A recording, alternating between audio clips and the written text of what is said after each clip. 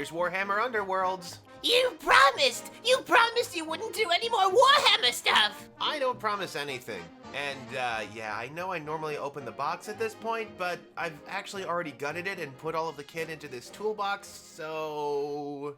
Warhammer Underworlds is yet another mini skirmish variant for Warhammer Age of Sigmar. It actually used to be something Games Workshop was known for, recycling the miniatures for one game to make another one.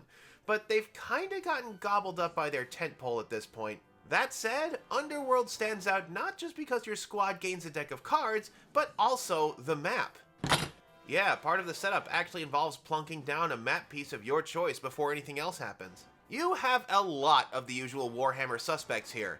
Attack and save rolls, capture areas, secret objectives, victory points, unpainted minis, ear-bleeding price tags, space marines... Wait a minute. Yeah, looking at it, these guys are just space marines in Fantasyland with like big old laser guns and stuff. But the big difference, aside from moving based on spaces rather than inches, is the deck of cards. At the start of each of the 3 rounds, you refill your hand with 3 yellow-backed and 5 blue-backed cards, or in this case, 5 Age of Sigmar Champions backed cards. The blue cards are your gambits and upgrades, while the yellow ones are your current objectives, which get discarded and replaced when they're completed. Each character also gets their own special card, which can be flipped over to a stronger, inspired side when you perform some kind of appropriate action.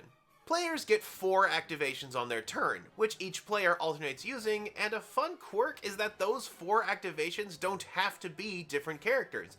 You can pump them all into one character if you like, though they can only move once per turn. The blue cards come in 2 flavors, Gambits and Upgrades. Gambits are played mostly like reactions or stratagems, while upgrades are permanent attachments that are paid for with the victory points earned by completing the objective cards. Although they don't go away, it's more like they're expended and they still count towards your final score. So it's an even smaller game than Kill Team or Warcry that doesn't need the big terrain pieces, but a big downside of that is, unlike those other games, it doesn't expand the utility of what you already own. Instead, you have to buy the individual unit packs which also come with their play deck. For 40 bucks.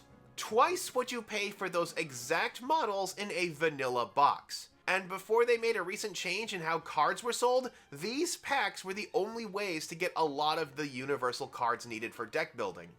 They tried to alleviate this by shifting all of the universal cards into a one-box purchase and the Rivals format, which uses the pre-constructed decks only, but I still kinda like the fact that anybody can jump into Warcry or Kill Team by simply pulling some minis out of their collection just a bit more.